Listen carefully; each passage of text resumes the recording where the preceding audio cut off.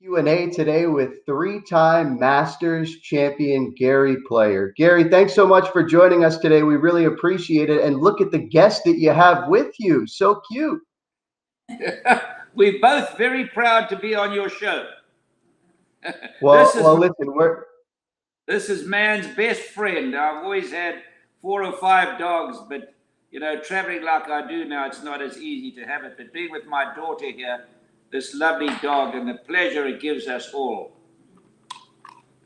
well, Gary, listen, thank you so much for doing this. And we'll get to the fan questions. And again, send in your questions for Gary Player now. We'll ask away for the next while. Gary, but I wanted to start by just kind of, obviously these are unprecedented times for everybody. What have you been up to and how have you been able to sort of just, deal with what's going on? Well, first of all, it's a completely different life for me, on the go as I've been for 70 years. We are here with our daughter, and they have a wonderful family and dogs. And luckily, she has a gymnasium in her house. And the next door neighbor, Dennis is his name, he's got a simulator, so I'm able to go and hit some balls in the net. I've never had a week off golf in my life, other than when I might have not been very well. So you've got to keep swinging, otherwise the muscles tighten up, particularly at the age of 84. And I've been playing so well lately that I don't want to lose it.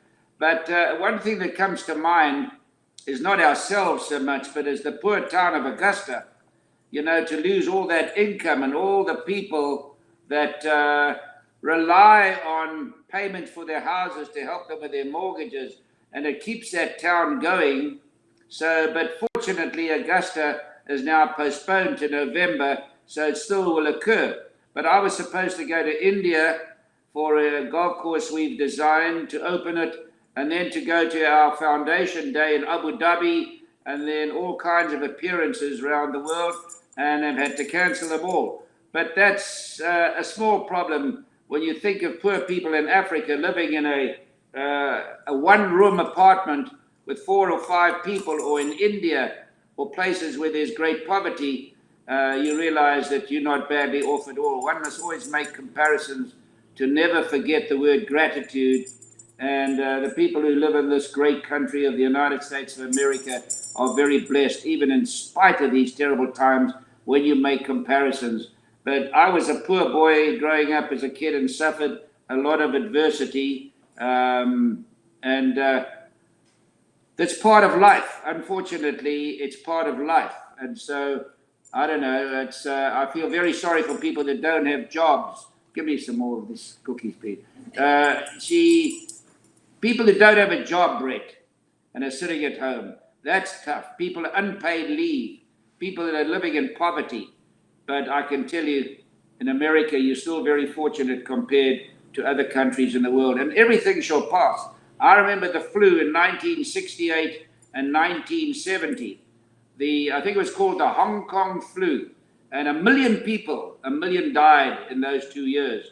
So there's always been these kind of epidemics. Now, I mean, maybe this one is the most serious of them all, but it will pass. And I think the president is doing a great job, the best he can. It's what an unfortunate thing to happen when you're president of the United States or any leadership around the world. It's very, very sad. And our thoughts go out to all these people that have got families that have been sick and have died. It's a tragedy. It's a tragedy, but we've got to have faith. We've got to remember that faith overcomes a lot of problems. Yeah, really well said, Gary. Well, why don't we get into the fan questions because we have a lot of them. And again, just feel free to ask away, and I'll ask them to the great Gary Player. Let's start with this one. This one came in yesterday. The question was, what do you remember about your first ever trip to Augusta National? Well, my father wrote a letter to Mr. Clifford Roberts, and I'd won some big tournaments in Australia, and I'd won tournaments around the world, and of which he was completely oblivious of. And when he read about what I'd done, he said, buy the air ticket, send him over. And I remember playing in my first Augusta. I was in awe. Oh, there you are, Gary. We got you back. Okay, Brett, sorry about that. No, you're quite all right. So I think you cut off when We were just talking about your first trip to Augusta National. And it's steeped in tradition and has a lot of wonderful rules that some people don't like, and some people do, but there's never anything that's perfection anyway. I've always admired Augusta's discipline and the way they run their golf tournament. It's just a pleasure to be there. And you know that Bobby Jones, who I admired so much, Jack Nicklaus always told me what a wonderful golfer he was, and I was a little bit naive. Then I started watching his swing on television or on all the videos that exist. And really and truly, I don't think there's anybody in the world, if you break his swing up, if you actually break his swing up into pieces, he's probably got the greatest swing or as great a swing as anybody that ever lived. Because you change the idea on theories of golf, the older you get and the more experience you have. It's fascinating for me to sit and watch all the young guys playing and say, well, what do I see that's wrong? And what do I see that's right? So golf is this fascinating game. I don't know of anything that takes 1 second to take place and a million words have been written about it. So we all know about nothing. No, that's really true. Here's the next one for you, Gary. And I think you're going to like this, and you may want to put yourself into this question here. The question was, who was the most fierce competitor? And they put 3 people down. They put Nicklaus, Palmer, or Trevino. Who was the most fierce competitor? Oh, no, Nicklaus was by far the best competitor. I've always said, people make such a fuss about long hitting and charisma and this and that and the beautiful swing. I don't know what a beautiful swing is, and they don't judge you for charisma. They judge you for the record book. And that's something that nobody can argue against. If you want to see who the best player is, look at the record book. And the best of anything, just look at the record book. It doesn't lie. And Jack Nicklaus was by far the best. I mean, it was unbelievable. Now, I must say, Tiger Woods, also fierce. Tiger and Jack, a different mindset. And remember this, that what wins golf tournaments is not how far you hit the ball. It's 2 things, the mind and putting. Putting is, you think about a 1-inch putt is the same as a 350-yard drive. Think about that. And Nicklaus had a mind that was superb mind. And also, he was a great putter. I don't know. I've watched a lot of golfers play in my life, and the ones that really, there are about 12 superstars. I think you've got to win about 6 majors to be classified as a superstar. You've got to have criteria. If you're talking about superstars. Now, there have been a lot of stars, but there haven't been a lot of superstars. Nicklaus and Tiger just stick out for me. The best player I ever saw in my life at hitting a golf ball was Ben Hogan, and he played with junk. Imagine if you gave him greens with no spike marks, bunkers that were raked with a machine. They're the same as they are in America. Greens, we never had mowers to cut greens properly. I mean, it's a different game. The ball goes 50 yards further. You can't compare, for example, Tiger and Jack. It's not possible. Completely different eras. But competitor-wise, you can. And they were both fierce competitors. Very, very fierce. But all the superstars have been very fierce competitors. They've had a different mind. There's no question about it. Can I explain what the mind is? No. Can any psychiatrist or psychologist explain it? No. It's a thing called it. I mean, you take... Weiskopf was a better golfer than Jack Nicklaus. He had a better swing, but he only won 1 major championship as compared to Jack's 18. So in the case of Weiskopf, if he'd had Nicklaus's mind, he would have won a lot of majors, and Tom and I often discuss it. But, everybody's got their own likes, and as long as you're happy in life, that's the most important thing. Here's the next one for you, Gary. Who was your favorite playing partner during your career? Always Jack Nicklaus as well. You see, he was a very fierce competitor, but you still got to have good manners, and you've got to be complimentary when people do well. Because when you do well, you want people to be complimentary to you. And so I think manners maketh a man. as Churchill, my all-time hero, said. And Jack had great manners, and he was complimentary. I played him in the World Match Play Championship in England once. Long, long golf course, wet, cold that time of the year, and I beat him 6-4 over 36 holes. He put his arm around me. It was like my own brother congratulating me. And that, to me, you're going to have victories and you're going to lose. And in golf, you're going to lose way more than you're going to win. No, Jack stood out alone. Here's the next one. This came from yesterday, Gary. The question was about the Champions dinner, and obviously that would have been about 3 days ago now if the Masters was this week. And the question was, what year, and I don't know if you could specify a year, but what was your favorite Masters Champions dinner? They're always great. Every single one of them, every champion has something to say that's of interest. That and the British Open, or the Open as they call it, at St Andrews with all the pomp and ceremony is marvelous too, and the history of St Andrews at the old course and the clubhouse. And then at Augusta, you have all these champions there and the chairman, and they've all got a story to tell. And all the players in there have a story to tell. So that's a very, very special year. And when I think when I first started there in 1961 and the changes that have taken place in that dinner are remarkable. We used to be downstairs on a hard old table, and now you're up there in a luxurious room with a beautiful tablecloth. And the nice thing about it, which didn't take place in the old days, there was no signing of autographs. Now the players all get their flag signed and their menu signed, and it goes for a good cause because it helps people, respective golfers, to raise a lot of money for charity. And after all, we all have a debt to society. When you think how fortunate we've been, I was a poor boy and able to win all these 18 majors on both tours. You're blessed. And so we've got to pay something back. And I think golfers are remarkable. All of these young players and all golfers that are doing so much for hospitals and different charities. And golfers actually donate way more money because it's a great catalyst at raising money because you're involved with wealthy people too. Have raised a lot more money for charity than any other sport. It's well over $3 billion. That's remarkable, Brett. Yeah, no, it really is. Just one follow-up for me, and then we'll get to a bunch more. Does somebody's menu at the Champions dinner in the last 10 or 15 years really stand out to you? Is there one guy that served food that you just loved? Everybody there eats like it's the Last Supper. They all be all day.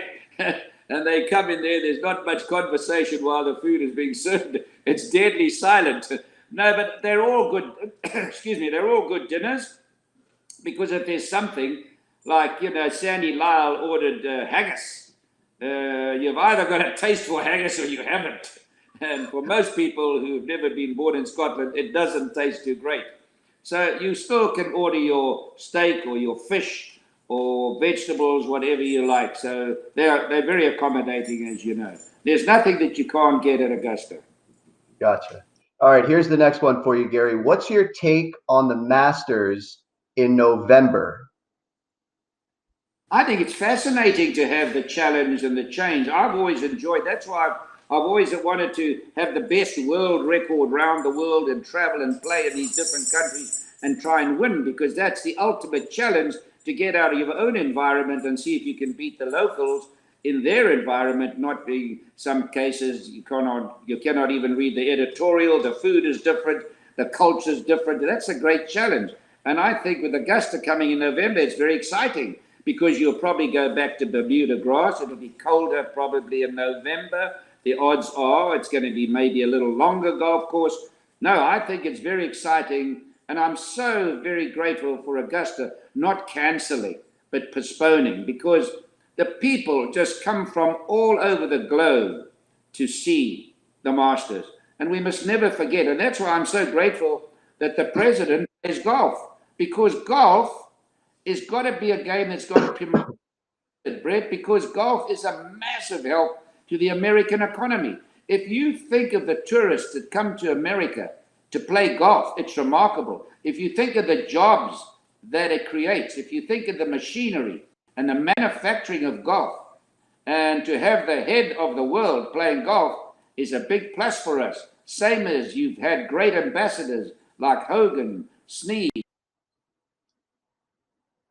You can go on with all these guys that have been in the past, marvelous ambassadors traveling around the world. And there's a golf tournament every week in the world, so golf gets more coverage than any other sport. And they've been marvelous ambassadors for this great country. So golf plays a very dominant part in the world. Gary, here's the next one. What is your favorite single memory? And the person that asked the question, he said, only one. You get only one. What is your favorite single memory of your golf career? Of my golf career, I would say I had 9 majors on the regular tour, and nobody at that stage had 9 majors on the Champions Tour. So I was the only man on the planet to win 9 and 9 on both tours, and still am. And I think that was the biggest moment for me. But Bernard Langer, a man that I admire so much, he's kept his body in such great shape. And that's my great dream for this wonderful country, for young people to stay off smoking and drinking and weeds and to get their bodies in great shape, to be productive for this great country and do that. I don't know whether they realize how lucky they are to live here, because there's a great sense of entitlement. So golf is a game that you can play forever to help you keep in shape as well. There's so many great points I can mention about golf. The next one comes from our live today, and it says, how proud are you of the wonderful South African players who looked up to you and followed in your footsteps? And obviously, of course, Ernie and Retief and Trevor, and the list probably goes on. But how proud are you of some of those guys that sort of came after you? I am so proud of them. Words fail me. They've been so well mannered. They've really been extremely well mannered and represented our country as well as golf. And I'm not too nationalistic in things, and I look at golf as a world sport. I look at us living on a planet, and we should all contribute to the best of our ability. And these guys have done that. And think about it, a relatively small country like South Africa. When Nicky Price wins a major, we count him as a South African. When he plays badly, we call him a Zimbabwean. So we pull his leg. But Nicky Price and all our players, wonderful gentlemen, won 23 majors. South Africa this time, 23 majors. It's quite remarkable, really, when you think about it. But we've had difficulties to encounter in South Africa with the apartheid system, and it was very tough living in that system as a young man. Particularly, a lot of them don't know what it is, but it was very, very frightening living in those times. And we made many mistakes because we were scared to say things. Obviously, in those days, it was very much like Germany in the old days. But really, they've done so well, and we've got a host of young guys coming through right now. And so living in difficult times made them tougher. And I think the climate, South Africa has this beautiful climate, and they have as good a golf courses that exist in the world. So it's been conducive to good golf. Here's the next one. And I think this is interesting to me, and I think it will be to you as well. How much of an impact would today's equipment have on scores if the players of your era had them in hand? I would love to have played against Tiger Woods in my prime. It would have been a great thrill for me to compete against him. I always liked to play against the best. It sort of charged me up a bit. And I wouldn't have known what it was like. Neither would have Ben Hogan or Sam Snead or Jack or Lee Trevino or Tom Watson or any of these fellas that were, world-class players. What it would have been like to use this equipment. When I play now and I see at the age of 84, I've beaten my age well over 2,000 times in a row, and I'm still averaging at 84.72. So if you gave me the old clubs, I don't know, I'd be averaging 76 and wouldn't be getting the great kick out of the game. But, I would love to have had the opportunity to play with these clubs and the no spike marks and these beautiful greens. We played on the worst looking greens you ever saw. Bunkers that are raked with the most perfect raking machine. We raked with our feet when we first started. There weren't any rakes. and playing for $1 million first prize every week. I vividly remember Arnold Palmer being the first golfer to win $100,000 in a year. We were mesmerized, absolutely astonished that somebody could do that. And it incentivized players. And that's what Arnold did. Arnold was a very charismatic man, and I really miss Arnold terribly. We were great friends, Jack Arnold and myself. But you've got to be incentivized. Lee Kuan Yew of Singapore, one of the greatest leaders and one of the best run countries in the world, always said you've got to incentivize people. And golf has been a game of incentivization as we progressed. I mean, Rory McIlroy, this wonderful young golfer with this beautiful golf swing, I believe it was either last year or the year before, he won something like $23 million. From what I've read, I'm never sure of these stats unless he tells me himself. But whatever it is, I mean, I was leading money when in 1961, played 29 tournaments with a stroke age of 69 and won $64,000. Wow. So marvelous to see the way things are progressing and to have this big prize money.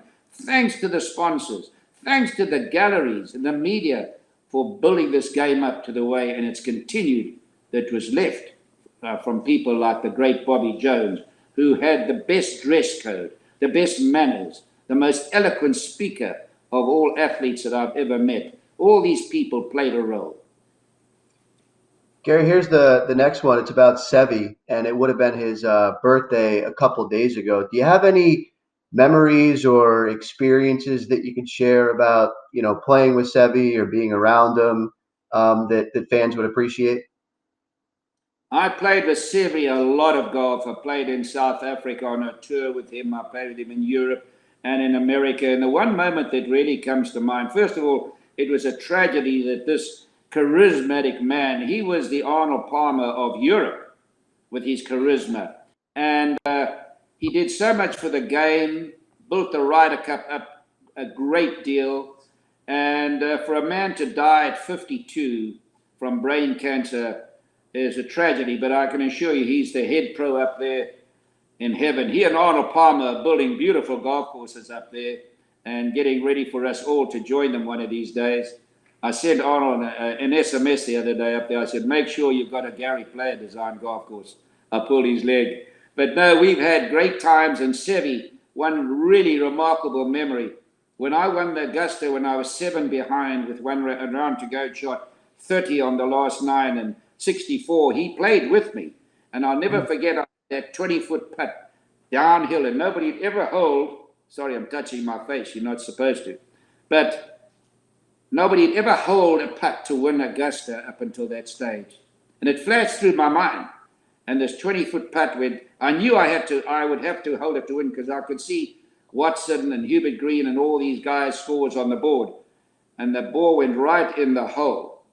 And that to me was one of the most remarkable things that happened in my career. And Ballesteros came running across the green and he gave me a big hug. You can still see it on television. He says, Gary, what a wonderful putt, compadre. You teach me to win Masters today. And he won Augusta in the next few years. So he was, and then I left him, which was on a sad note. I was coming out of the locker room and I saw him in his car and he was driving out and I said, adios, compadre. And he stopped the car. He said, Gary, come over here. So I went over and he was in the car. And he says, Gary, why are you always so happy? Why are you always so happy? I said, well, Seve, I've got a great wife. I've been married for 60 years and I've won a lot of majors and I've been able to travel more miles than anybody that ever lived. I've got a great family, a great faith, etc., etc. I thought I'd cheer him up because a tear was running out of his eye. And he said, Gary, me no happy. And he drove. And that's the last I ever saw of him, and which was very sad. He probably knew at that stage, I don't know, I don't like to prescribe what was going through his mind, but he was probably had the cancer. And I know he was having a little bit of a problem with his marriage, etc. So, and if a man has a great wife, what a blessing. Arnold, Jack, and I had 3 wives that were remarkable. I've been married for 63 years now. Jack must be close to 58 or whatever it is. Arnold had Winnie and had this wonderful wife. Our wives never complained. They were always encouraging. My goodness me, to have wives like that. I think today, with all our charity matches that we arrange around the world, I've become a great man for women's rights. And we try and encourage it. We have as many women players playing as men. And I was condemned by quite a few members of Augusta when I said, that the woman should be allowed to be a member of Augusta, much to the disgust of many people. But you mustn't forget that we had 500 million women supporting Augusta. And so this meant a lot to their golf tournament. And that's the way I looked at it. You don't want to upset women, you want to make friends of them. And so that was my point of view. And we're lucky. We still in America have freedom, which not many countries have. And soldiers went to war and died for freedom. It wasn't given, it wasn't luck. Luck is the reservoir design. My brother at 17 left South Africa to fight with the Americans in the war for freedom. And the young people of this country must realize, and I hope you don't mind me saying this, that how lucky they are to have freedom, that people died and fought for it. And to remember that and stay away from that terrible thing called socialism. And I've traveled more miles than anybody that's ever lived. And I've seen the countries that I've visited that had socialism, and where are they today? God bless America with their system. Here's got a couple more, Gary, that are coming in, and feel free to ask away. This is a two-part one. It's about Jon Rahm. Will he ever win a Masters? And the second part to it, Gary, is are there some young players that you really enjoy watching that you think one day will don a green jacket? I think Jon Rahm is so talented. I don't know Jon. I've never met him. He's obviously a very nice man and a very, very talented golfer, extremely talented. Reminds me a lot of Jack when they played in the fact that they both had the strongest legs on tour. I know you've got Koepka, you've got Rory and Dustin who working out, but I think what I've seen, he's got the strongest legs. He does take the club back in a very shut position, which I personally don't like. But when you've got strong legs and you make a good move into the ball, that makes up for that, and you can get away with that. So I think he will. Augusta is made for people like Rory and Dustin and Rahm and a lot of these guys. There's so many lovely young golfers that play, wonderful young golfers, and I admire them so much. There's so many, but the thing at Augusta you've got to do, again, I come back, you've got to have a special mind, and those greens are very difficult. You've got to putt like Houdini to win there. You cannot be an average putter and go in there and have an average putting week and win. It just doesn't happen. You've got to have a great week. It was fascinating. You talk about these young guys. One young guy said to me back in South Africa, one of the tour players said to me, when you guys won tournaments, there weren't all that many good players that were winning. So sitting down here the other day, I wrote down the players we had to beat. And I wish Golf Digest would make a copy of what I did. I wrote down 75 players, and there's still more I haven't forgotten. Most of them won majors. Most of them were wonderful golfers. So golf has always been a difficult game to win, irrespective of what era you come from. It's always very, very difficult. I remember them saying when Arnold, Jack, and I, who were called the Big Three, when we weren't playing anymore, they said there'll never be another dominant player in the game. Well, the next year or two came along this phenomenal golfer, Tiger Woods, who's done so much for golf around the world. I know in South Africa, golf was always a white man's sport, so to speak. And along comes, Vijay Singh and Lee Elder and Charlie Sifford and a host of them, and Tiger. And Tiger stands out alone. It's given people so much encouragement around the world to see that this black man can be a world champion. It's given encouragement and incentivization that I come back to. So for me, it's just so exciting to watch these golfers. And I watch and I see what I can do wrong. There's one young player that I see, I know if I could teach him for 1 hour, I know as sure as I'm sitting here, because I was around Ben Hogan who was the best striker of a ball ever. And he mentioned a few things to me, and he wasn't a man of many words. He was a man of very few words. And if I could impart what he told me to a couple of these young guys, I know they would play better and win more majors. I know that for a fact. But I wouldn't mention that on television because I don't want to be too arrogant on what my thoughts are. All right, we've got a couple more and then we'll wrap up. We really appreciate your time, and I know a lot of people will really appreciate hearing from you today, Gary. This question came from yesterday. Is there one Masters? Obviously, you won 3. You played in 52. I think you had 15 top 10s at the Masters. Is there one that is maybe your all-time favorite Masters, and can you tell us a story from it? Brett, that's very difficult, but just to play at the Masters is a great honor. Never mind win 3 and second 3 times, you say top 10, 14 times, whatever it is, and the most number of times and the most number of cuts in a row. You know, I'm inundated with phenomenal memories just meeting this great President Eisenhower and being around so many people around the world. It's been a dream going to Augusta, and to pick one, you know, to win your first Masters playing against Arnold Palmer, and there are 20,000 people there, and 2 people are pulling for me. That's my wife and my dog.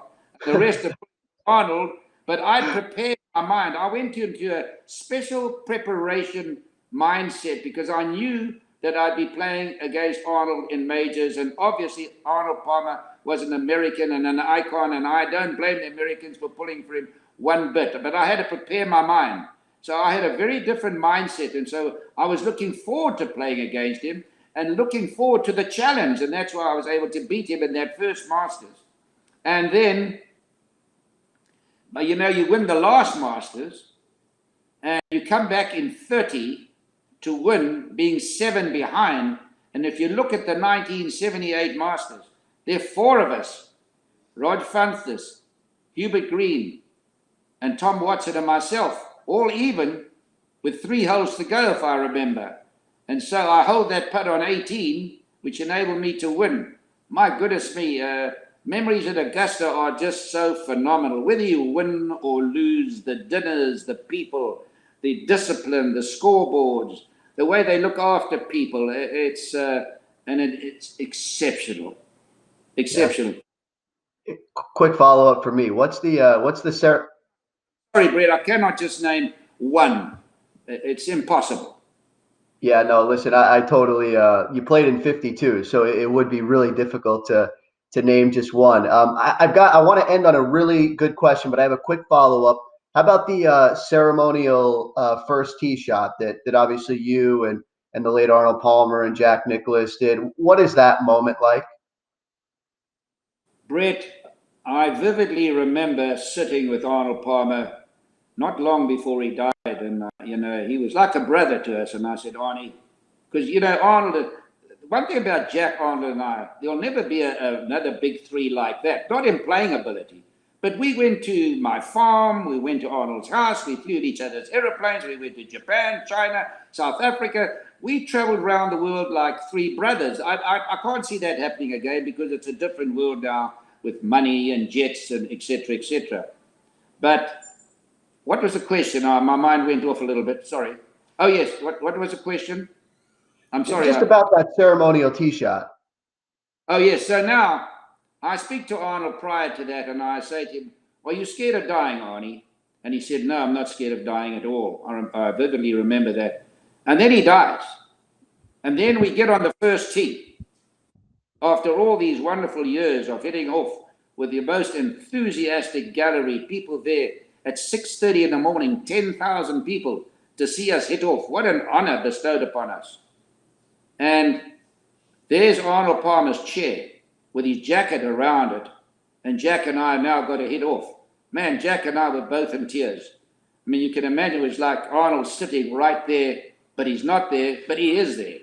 And so that's a memory that will last forever, the times we had on that first tee. And I really appreciated a lot of the young guys who still have respect for the game. Some of them don't have the tradition and the respect and the traditions of the game, but most of them do. And there was Ricky Fowler and Phil Mickelson and and a whole host of others. I really can't think of all the names. Watching us tee off at 7:30 in the morning, and they might be in an afternoon time. I looked at their faces, and it was very heartwarming to know that they had life. Whatever you come up with, whatever conclusion, is love for your fellow man and to have faith in Jesus Christ as a Christian country. And so it was very, very heartwarming and full of love. And I'll never forget the times that I've hit off on the first tee. This one, I have to ask it. It just came in. Magnolia Lane. Everybody knows Magnolia Lane. Can you bring us to it? Like, what is that like going down Magnolia Lane? Well, when I first played there were very small trees. That's 1957. That's a long time ago. Most of your fathers weren't even born then. But going down that avenue where the trees weren't that big, and to see what's transpired over the year, the practice tee on the left as you drive in, we used to practice off there with that ball, and Nicklaus was the only one that could hit over the fence. So that changed to the practice tee on the left, or on the right as you drive in. Then John Daly came out there without even hitting a practice ball and whacked it over that 60-foot fence. And now they have the most sophisticated practice tee on the planet. And the chairman said, enjoy the practice tee at the dinner because it costs $100 million. So there's no weed, and every time you hit a ball off there, you have appreciation for it. But coming through there now, I always have the car stop and I walk just a little bit of Magnolia Lane for a very important word in our lives, and that's gratitude. Gratitude, and the Bible talks about gratitude. In all the books of religion, whether it's the Quran, whether it's the book of Torah, whatever it is, they talk about gratitude. And gratitude is very, very important, and for children to realize that, and for children to honor their mother and their father, irrespective of what goes wrong, because your parents go through living hell to raise a child from his beginning. And I associate that with walking through Magnolia Lane, this beautiful ambience, and to see what's taken place over all the years, and to walk up there, even though it's 100 or 200 yards, whatever it may be that day, to let those memories refresh your mind of all those wonderful memories that you've been lucky to enjoy, and to have gratitude in your heart. So it's a very special, that's the walk of my life right through there. Well said, Gary. And we have to sort of end on this because so many people are commenting about how good you look at 84 years old. You told me before we went on live that you're still playing golf. You go to the simulator. You're still working on your game. You told us you're still averaging about a 72. I mean, how have you been able to, the questions are all over the place, but what's your workout routine? How have you been able to stay in the kind of shape and look like you do at 84? Well, first of all, Brett, I'm one of the people, and I keep putting emphasis on this, that realize how lucky you are to live in America, because without being repetitive, I've traveled more miles around the world than anybody that's ever lived. And I really want to try and contribute to the best of my ability. Everybody has faults. Anybody who ever sits there and thinks they don't have faults, we're all sinners to some degree. But we all want to try and rectify things in life. And I'm so grateful for coming to America, to have the opportunity of enhancing my career, to enhancing my bank balance, to giving me an opportunity to educate my children well, to help raise money for charity. And so you're so lucky to come to this country. And so my mind runs away with the questions you're answering because so many things happen very quickly. What was the question again? That's the second mulligan I need today. No problem. It was just about your workout routine and how you're able to stay in shape. Thank you. So my memory is actually quite good, but my mind's working very fast. My feeling that I would like to leave behind in America is for young people. The youth of a nation are the trustees of posterity. And young people, again, have got to realize how lucky they are to live here. And I would like to put emphasis on and be an example of fitness. And I am at 84. Very few people in the world, very few people at the age of 50 will beat me in a fitness competition in the gym, unless you're a real gym jock. And so I'm very proud of that. And I like to leave, and I want people to listen, these young people. Stay in shape. Stay away from the drinking, the smoking, and the weed. And stay in shape, because to be healthy, we worry about investing money in a stock market and what interest you're getting, this and that. The most important thing is your health. If you haven't got your health, you haven't got anything. I phoned a man in North Carolina the other day, and he was visiting hospice. I didn't know him, and I spoke to him. And he appreciated that so much that I was able to say some encouraging words. And stay in shape to the young people.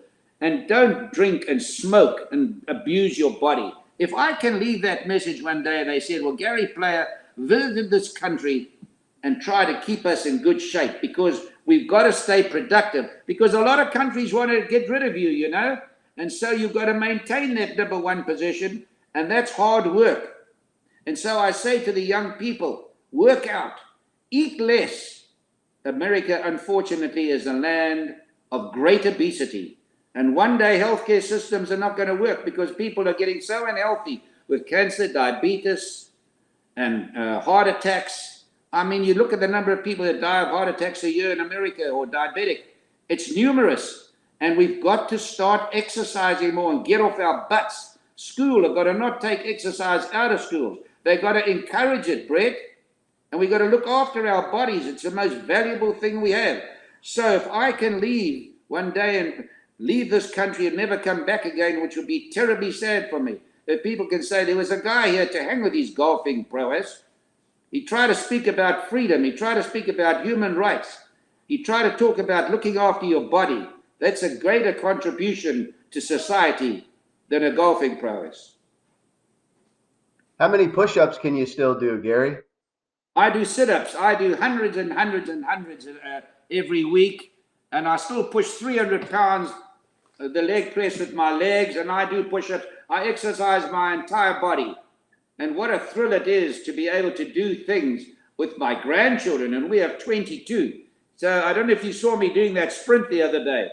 We did a 34-yard dash. Actually, at the back of my mind, I see the world record for a 100-meter dash is 15 seconds. I'm thinking of trying to beat that, thinking, but that takes a lot of training. I saw a man the other day, it was so wonderful to see in England. At 93, he took up sprinting. Wow. Most people at 90 are thinking about walking and getting out of bed. And he broke 2 world records at doing that. What an example to people. Health is the most important thing in your life. Amen. Yeah. Well, listen, Gary, I think we should end it there. That was amazing. I know the questions are still coming in, but maybe we'll try to do this again. Thank you so much for your time today. And I know people really enjoy hearing from you, especially this week, which would have been Masters Week. Yeah, and God bless the families that are having trouble with Corona.